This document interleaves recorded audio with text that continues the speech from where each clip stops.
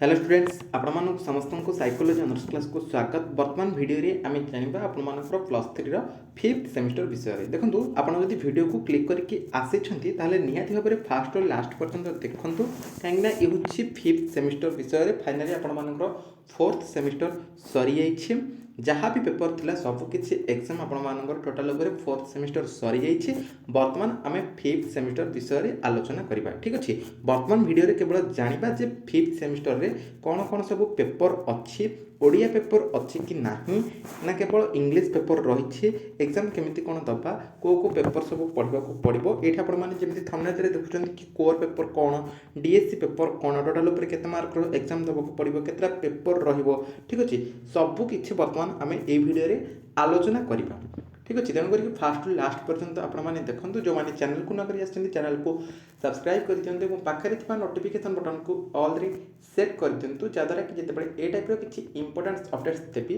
सर्वप्रथम नोटिफिकेशन आपण मान पाखे पहुँची पार।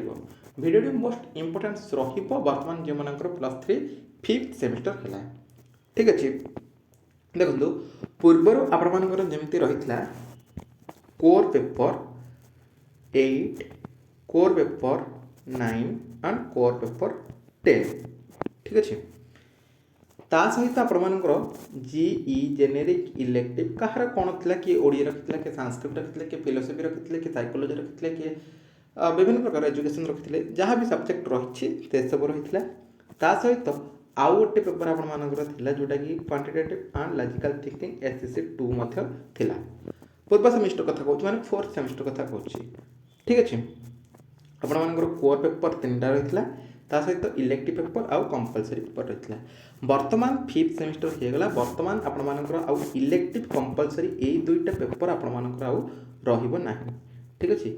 इलेक्टिव को कंपलसरी पेपर आपर रहा केवल केवल कोर पेपर गुड़िक कोर पेपर केतेटा मुझे आपदे आपर जो कोर पेपर रही कोर पेपर दुईटा आउ दुईटा कौन आउ दुईटा हूँ आपर डीएसई पेपर डीएसई पेपर जो डीएसई पेपरटा कोपर डीएसई पेपरटा से ऑनर्स आपर धरा जाऊ ओडिया ऑनर्स तो ओडिया ऑनर्स विषय ही पढ़े ठीक अच्छे।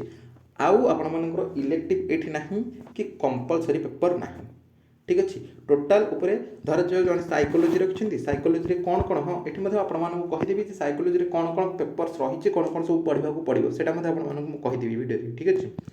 देखो धर जाऊ जन साइकोलॉजी रखिंट साइकोलॉजी आपर कौन ना दुईटा कोर पेपर रहा सहित आउ दुईटा इलेक्ट माने कौन डीएसई डीएसई माने कौन आम डिसिप्लिन स्पेसिफिक इलेक्टिव दुईटा ठीक अच्छे।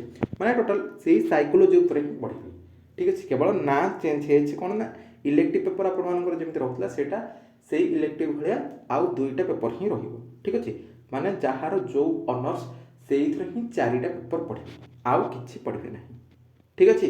फिफ्थ सेमिस्टर टी इजी हो जाए कंपलसरी पेपर ना आउ आपर इलेक्टिव पेपर ना ठीक अच्छे। जहाँ भी इलेक्टिव रही आउ दुईटा से कोर हिसाब से आम जब देखा आमर ऑनर्स जहाँ से 4टा पेपर ही ठीक है।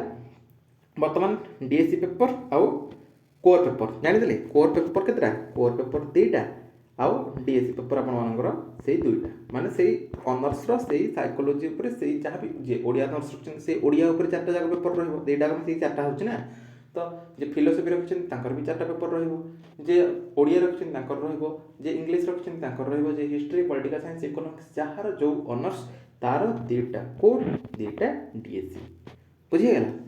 एबे आम आलोचना करवा कौन कौन सब पेपर गुड़िक देखो से आम पढ़ते फोर्थ सेमिस्टर आम सरी जाइए कौटे कोर 10 रे सरी जाइए ठीक अच्छे। बर्तमान आरंभ होगा कौन ना core paper 11 core paper 11 roar paper 12 ता सहित डीएससी पेपर आमर कौन डीएससी पेपर 1 आउ डीएससी पेपर 2 ठीक अच्छे। Core paper 11 core paper 12 DSC paper 1 DSC paper 2 ठीक अच्छे। तो कोर पेपर 11 जो पढ़ा ता ना कौन ता ना ओपी ठीक अच्छे। से बुक ना हूँ कौन ना ओपी बा आम कहीपर ऑर्गेनाइजेशनल बिहेवियर ठीक अच्छे। कोर पेपर 11 रे आमे पढ़िबा साइकोलॉजी ऑनर्स कथा कहूछि जो मानकर साइकोलॉजी ऑनर्स रही से कथा कहूछि कोर पेपर 11 आपण मानकर जो रही से आमे ओबी बा ऑर्गेनाइजेशनल बिहेवियर विषय रे पढ़िबा कौन कौन पढ़िबा मु आपण मानक जस्ट टिके कहि दउछि वर्तमान मो पाखरे मध्ये बही अवेलेबल नाही जेतिक भी माने जानि वर्तमान टिके बेसिक कथा आपण कहि दउछि ओबी रे आमे ओबी रो मॉडल्स पढ़िबा स्कोप पढ़िबा ठीक अच्छे तार विभिन्न प्रकार अपरचुनिटीज रही से अपरचुनिटी गुड़िक पढ़ा ओबीर पर्सपेक्टिव रही आमर ओपन सिस्टम अप्रोच विषय रही आमर जब देखा ह्यूमन रिलेटिव्स पर्सपेक्टिव रही मैनेजमेंट रोल्स लीडरशिप टाइप्स एटाक सब रही डिफरेन्ट टाइप्स आमर थियोरी गुड़िक रही विभिन्न प्रकार थियोरी जमीक आम कहीपर ईआरजी थियोरी 5टा theory ERG theory McClelland theory तापर आम देखा कॉग्निटिव इवैल्यूएशन थियोरी 3टा होगा आहरी 2टा रही जोटा कि आमर गोल सेटिंग थियोरी आउ गोटे आमर रेनफोर्समेंट थियोरी हाँ 5टा होगा यही सब थियोरी विषय पढ़ा ह्यूमन स्किल एबिलिटीज विषय पढ़ा कौन आमर ओबी बा कोर 11 रे ठीक अच्छे मुझे जस्ट टिके कहीदे ठीक अच्छे बर्तमान केवल जानी दिंतु जिते क्लास हम आ बहुत शीघ्र क्लास स्टार्ट करदे कहीं यहाँ आपने जानी जो 4th सेमिस्टर सरीगला 5th सेमिस्टर बहुत जल्दी हो 5th सेमिस्टर 6th सेमिस्टर ये दुटा माने धड़ाधड़ नोटिस आसो पूरा फटाफट आपर एग्जाम हम ये सन्देह ना माने कोर्स सरी न माने आपर इंटरनाल नोटिस आसना सेमिस्टर नोटिस आसी सेमिस्टर नोटिस देखिए कॉलेज तार इंटरनाल करदेव एटा आपने एबेठारु जानी नियंतु ठीक अच्छे अच्छा नेक्स्ट सरीगला कोर 11 विषय टिके जानते कि बर्तमान आम कोर 12 विषय जाना कोर 12 रे आमर रोच कौन ना हेल्थ साइकोलॉजी ठीक अच्छे हेल्थ साइकोलॉजी आम कौन पढ़ा हेल्थ साइकोलॉजी जेहेतु शुणुंट तेणु व्हाट इज हेल्थ साइकोलॉजी विभिन्न प्रकार गोल्स रही इलनेस रही व्हाट इज इलनेस बायोसाइकोसोशियल मॉडल जोटा कि गोटे इंपोर्टेंट क्वेश्चंस आज जानी नियंतु आपण माने ठीक अच्छे तापर ये योगा डाइट मैनेजमेंट एक्सरसाइज तापर ये भी जेहेतु कोर पेपर 12 ना हेल्थ साइकोलॉजी तो ये विभिन्न प्रकार आमर मॉडल्स गुड़िक रही डिफरेंट टाइप्स ऑफ मॉडल्स आम कहीपर health beliefs model protection motivational model रही सेल्फ रेगुलेटिंग मॉडल रही विभिन्न प्रकार आमर डिजीज गुड़िक रही diabetes osteoporosis Alzheimer's depression ADHD आम जो छुआ मान हो ठीक अच्छे यार प्रिवेंशन कौन यार ट्रिटमेंट कौन यार कजेस सबकि सबकि आम पढ़ा जितकी बेले भी पढ़ा से विषय में जाना ठीक अच्छे सरीगला बर्तमान एवं जानवे कि डीएससी पेपर 1 विषय डीएससी पेपर 1 आमर जो रही डिसिप्लिन स्पेसिफिक इलेक्टिव 1 ठीक अच्छे एवं पढ़ी 1 to 6 सेमिस्टर रे पढ़ा 3-4 ठीक अच्छे 3-4 रु 4टा आपर प्रोजेक्ट पेपर रही जदि आप प्रोजेक्ट पेपर पाई एलिजिबल रुहंती ना ना तो core paper 13 core paper 14 DSC paper 3 DSC paper 4 एतिक आप पढ़े 6 सेमिस्टर ठीक अच्छे बर्तमान 6 सेमिस्टर कथा आलोचना करवा डीएससी पेपर 1 रे कौन जाना डिसिप्लिन स्पेसिफिक इलेक्टिव 1 आमर जो रही है साइकोलॉजिकल रिसर्च एंड मेजरमेंट से रही प्रायतः सैंपल उपर क्वेश्चन अच्छी व्हाट इज सैंपल साइज कौन probability sampling non probability sampling तापरे आमर अजम्पशन ऑफ साइंस रही आइटम एनालिसिस रही आइटम एनालिसिस थियोरी रही आइटम्स रेस्पॉन्स थियोरी रही तापरे आपण जानिथिबे Thurstone scale Guttman scale Likert scale ये सब स्केल गुड़िक रही what is reliability what is validity तापरे आमर डेवलपमेंट्स ऑफ नॉर्म्स ठीक अच्छे pre test design post test design तापरे आमर रैंडमाइज ब्लॉक डिजाइन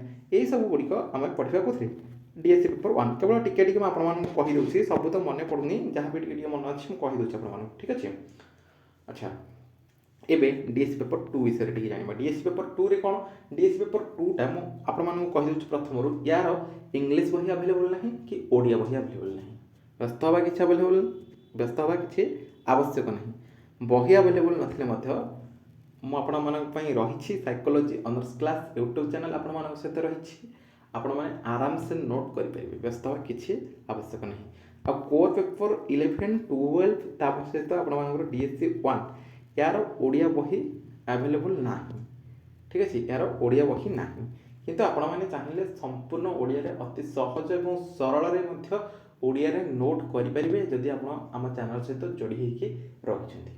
ଠିକ୍ ଅଛି। ଆଉ DSC 2 ଯେଉଁ ଏହାର ଓଡ଼ିଆ ବହି ନାହିଁ କି ଇଂଲିଶ ବହି ନାହିଁ, ଯେଉଁମାନେ ବି ଇଂଲିଶରେ ଏକ୍ଜାମ୍ ଦେଉଛନ୍ତି ସେମାନେ ଗୁଗଲରେ କିଛିଟା ମାନେ ସର୍ଚ୍ଚ କରିକି ସେସବୁକୁ ଲେଖୁଛନ୍ତି। ବଟ୍ ଆପଣମାନେ ଚାହିଁଲେ ଓଡ଼ିଆରେ ଦେଇପାରିବେ, ଓଡ଼ିଆରେ ଦେଇହେବ, ଚାହିଁଲେ ନୁହଁନ୍ତି ଓଡ଼ିଆରେ ଦେଇହେବ, ଆପଣମାନେ ଯେମିତି ଦେଉଛନ୍ତି ସେମିତି ଦେଇହେବ।